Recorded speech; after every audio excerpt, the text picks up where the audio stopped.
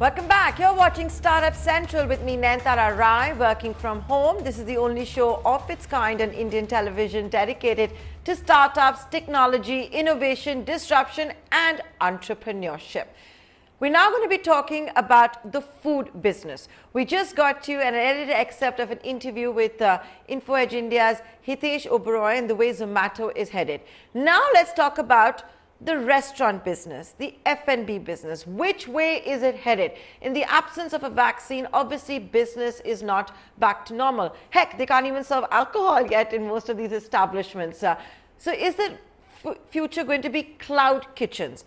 Are some of them also looking at their own food tech apps? So you forget the commissions you pay to Zomato, Swiggy, Amazon, etc., and you deliver to your customers directly. You get feedback directly. Maybe it won't be a platform for negative reviews as well, which has been a big complaint against the tech aggregators. So talking to me today about the future of the food business, advice to all of you young entrepreneurs as well, are two of India's most famous, largest restaurateurs, A.D. Singh and Riyaaz Amlani, joining us on this edition of Startup Central. Thanks, gentlemen, for joining us on this edition. It's always good having you on the show. The last time I had you was on day one of Unlock India, where you had curfews, dinner wasn't allowed, you're still not allowed alcohol.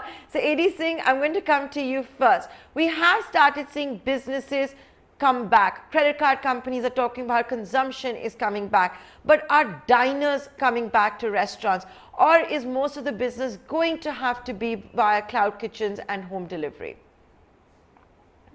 Hi, Nayantara. Good to be back. Both Riyaaz and me, we have a large number of restaurants. And I think in our case, we've not been as successful as Riyaaz has been in being connected with his customer. Some of my brands are, and for them, it's great because you're in touch, you can reach out, you can share what you're doing, and therefore whether it's inviting them to dine in or trying to get them to enjoy your experience, your food at home, we're able to do that. But I think the biggest role that the aggregators play in terms of support is that they drive business, they help you with discovery and they drive business to you. And some of my restaurants do need that for sure, for delivery. Very much in the long run, most restaurants are trying to go back to the old model and build independence of any third party, be in touch with your customers, build those relationships, build the loyalty, build a future. And for that, can we use delivery boys of our own? There's an abundance of them today. Everybody without a job with a bike is looking into that. So that's not a problem. But reaching the customer is an issue. And that's where we're relying on the aggregators in many of my restaurants, even now. But it comes at a cost. It comes as a barrier between me and my customer. So we're all trying to develop our own system, our own structures to be able to do that. And that's the future that most of us are working towards.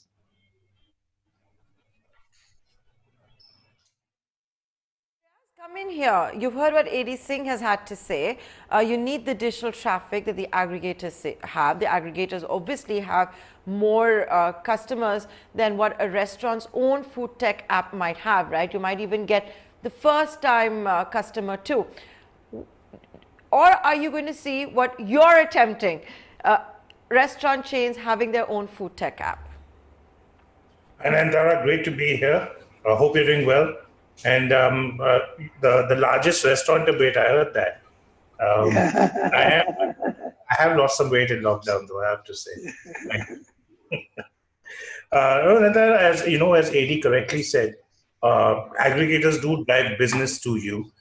But at the same time, restaurateurs have to start thinking about how can they develop their own mechanisms for ordering and how do they make things comfortable for the customer to order and make the whole experience seamless. Right? I think what aggregators did very successfully is they made ordering so easy. They made discovery so easy. So you went in, you felt like eating North Indian, you typed in North Indian food, and you got choices of 10 restaurants. You picked one that seemed the best to you. So it really helped you with discovery. But now it's ironic actually that a kind of a crisis which is tailor-made for aggregators and delivery business is also forcing restaurateurs to start thinking about their own technology. Because what we are really seeing is that while cloud kitchens on the face of it seem to be the next answer because you don't have those big infrastructure costs that most restaurateurs have, large spaces in prime commercial real estate.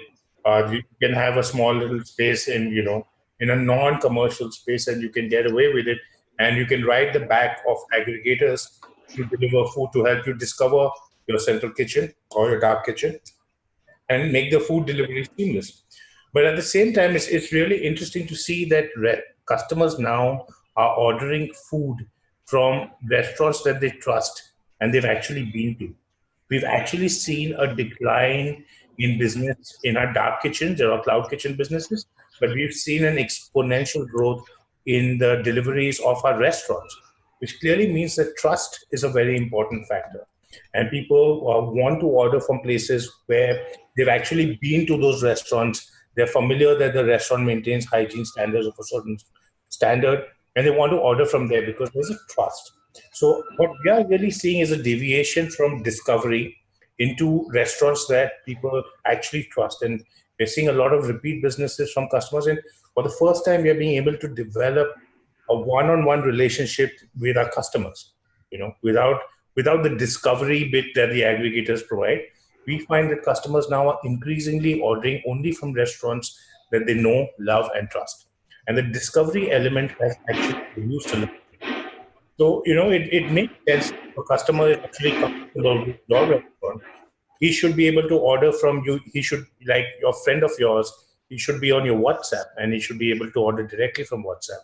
And, I think most restaurateurs are now adopting technology, which makes the experience of ordering directly from a restaurant as seamless as an aggregator would. And you have that added benefit of the delivery being controlled by the restaurant themselves. The same guys who are bringing you food from the kitchen to your table in a restaurant are now bringing you food from your kitchen straight to your home, and we're controlling the end-to-end delivery experience. And I think that the customers are taking a lot more satisfaction and a lot more heart and comfort from the fact that the restaurant is delivering food directly. So I think that of course, tech that we are building will not completely take away the aggregator, but it'll definitely help us build a one-on-one relationship with our customers.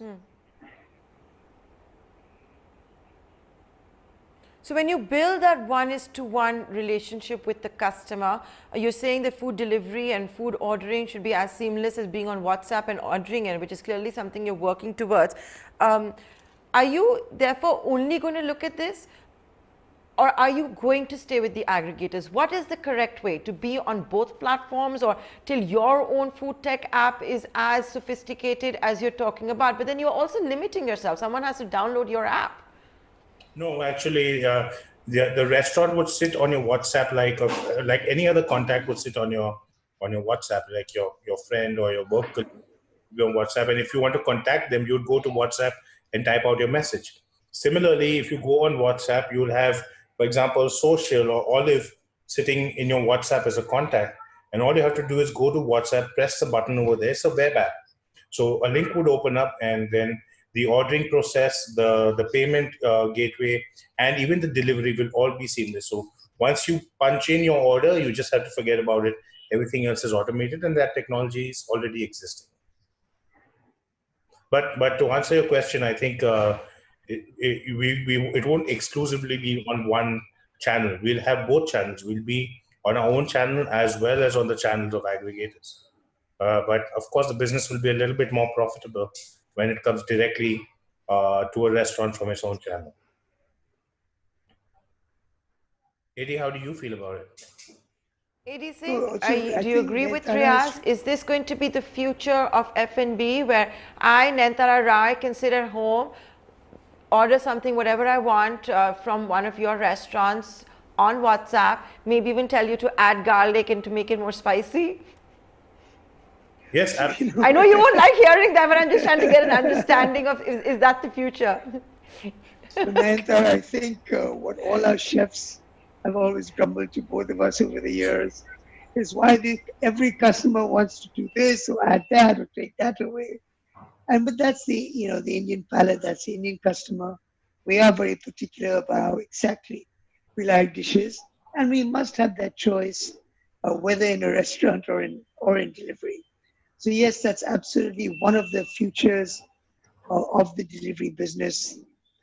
It is Riyaaz's responsibility, mine, and many of us at NREI to make sure that we develop a very easy, seamless experience for you so that you can order from us. That's obviously, your shows about the future of dining. And I think, as you know, both Riaz and I are hardcore restaurateurs for so many years. And we've really worked hard and at trying to provide to our customers a great dining experience in our restaurants. So for both of us, it's been quite a shift to now fully understand and give the best to the customer sitting at home with the products that we've developed over the years. Is that going to be increasingly a larger part of the future of dining? For sure. This pandemic has only hastened it, but a lot of trends were anyway going that way. And for people like Riaz and me, who travel all across the country all the time, going to our restaurants, encouraging our teams, looking what's happening, we've both found it surprisingly easy to be at home and trying to communicate with our teams, our core teams, our investors, fellow restaurateurs, are working from home.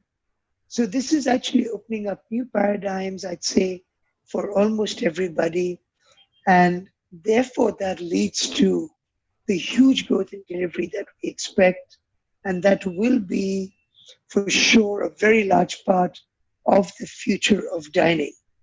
However, as I hasten to add, and both Riaz and I feel very strongly, delivery doesn't replace the dining experience. Delivery really augments your experience of eating at home, whether you're cooking or you're ordering in. That's one whole very important part of your life. And going out for a great meal and a great experience is another separate important part of your life. And both would be a big part of the future of dining.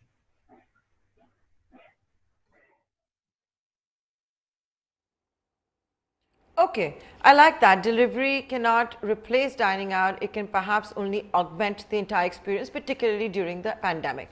Riaz, let me come to you now. You've given us some ideas of what you're working with, especially when it comes to this seamless delivery option, staying connected directly with the consumer on WhatsApp. Now, you also brought up another point, which is that right now, consumers want trust. They're going back and doing repeats with restaurants that they trust. Where does this leave, the thousands and thousands of entrepreneurs that we have in this country, single cafe owners, single restaurant owners? They might have put the entire life savings, or they were planning cloud kitchens, they'd already started cloud kitchens, they were new in the game, let me put it this way. Where does it leave them, and what's the future for them? And trust, like any other relationship, is built one day at a time, one meal at a time, almost. So, when customers order something from you, the next time they will trust you, and they had a good experience. The next time they will trust you a little bit more, and the third time, and then if this happens a few times, it builds a bond, and it builds a relationship, which is what we restaurateurs have always been fighting for. And we've been telling the aggregators that we want to know who's ordering from us. But the only downside in ordering from an aggregator is that you don't really know who's ordered from you, right? The person who's ordering knows which restaurant he's ordered from, but the restaurateur does not have the ability to know who's actually ordered the food. So he cannot build a relationship with the customer. When a customer is ordering from you directly, you're building a one-on-one relationship. Now, if you look at the channel, like if you're looking at the funnel, like aggregator is one aspect of the funnel. You could now, with your own web app, you could even go to the restaurant's Instagram page, and you could order directly from Instagram. You can go to WhatsApp, and you can order directly from WhatsApp. You can even go and search the restaurant or a cuisine on Google, and Google will give you a link to order directly. So your funnel is widening, it's not shrinking. So while aggregators become one part of your funnel, Instagram, Google, WhatsApp, even a missed call on a telephone, that kind of widens your funnel. So it becomes easier for the customer to order no matter what platform they are on, whether they are on WhatsApp, whether they're on Google. And these are these super apps that eventually will anyway take over the world, right? You will see only one or two apps which you can do all your interactions with the outside world. You can do anything you want through Google now, and you can do anything you want through WhatsApp. So this is the future, and we are all kind of working towards this today. So tomorrow we will be future ready.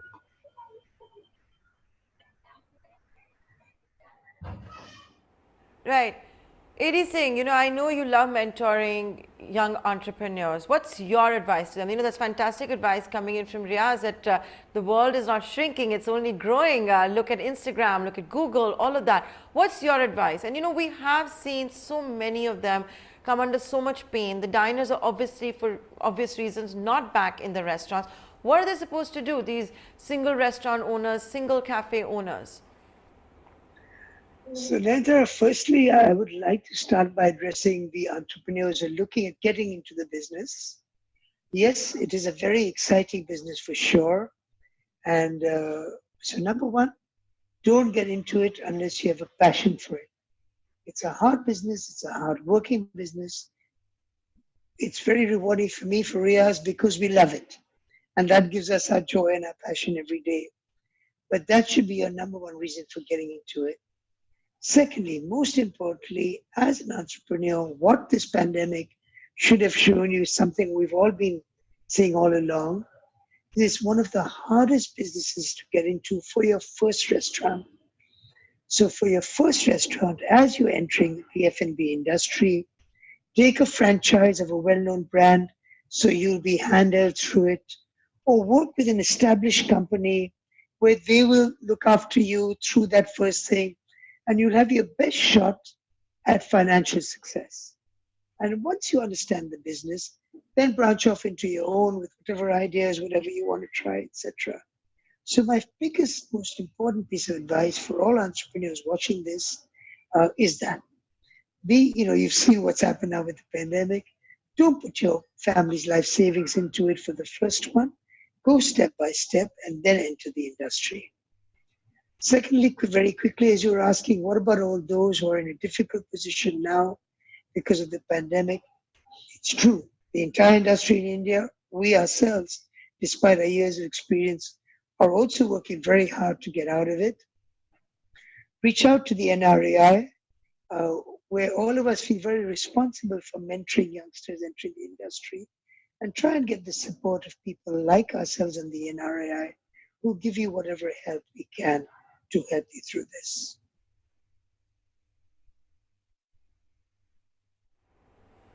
Riyaaz, fantastic advice that's coming in from AD Singh, and he's been saying a lot of this, and that's why I love having both of you back on the show, because you come up with so many new ideas. So let me try and spin it and ask you this. With now the experience of Unlock India with you, you're talking about adopting new technology, as is AD Singh, and staying on the platforms. Isn't there also an opportunity for new entrepreneurs to plug the gaps? For example, we didn't have table in India, then you had Easy Diner.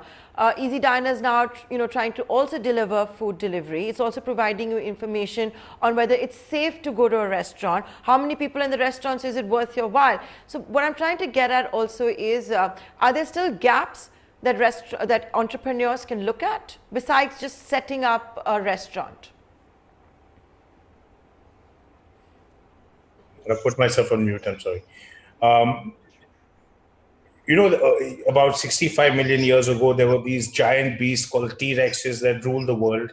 And now they're dinosaurs, right? They've kind of, and I think there's always going to be an opportunity. There's always going to be a change of guard. We have actually come from a very different mindset. AD, I think, started his business 5 years before me, 25 years ago, correct, AD? And I started 30 years ago. Yeah, and I've been doing this for 2 decades. And you do tend to get jaded. You do tend to, or you tend to get experienced, and you tend to be convinced about, oh, only this is going to work and only that's going to work. But I think that the new energy is going to come from guys who are free from this, encumbrance of experience, and they come with a completely fresh take. And me and AT run with this real or become dinosaurs very quickly. And I'm pretty sure that this new generation who's kind of, grown up in COVID will have suggestions and ideas which are tailor-made for that. So, I'm pretty sure there are going to be innovations that me and we haven't been able to dream of so far. And I'm sure there will be new answers, new opportunities that new entrepreneurs and the new generation of restaurateurs will be able to capitalize on. So it'll be interesting to see. We're just hoping that we can think of this before somebody else.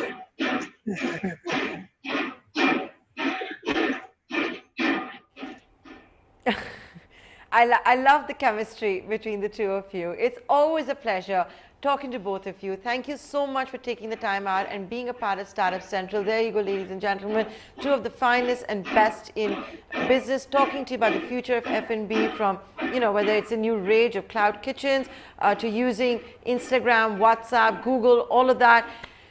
Well, with that, we're completely out of time. So many thanks for watching this edition of Startup Central. We'll be back same time tomorrow.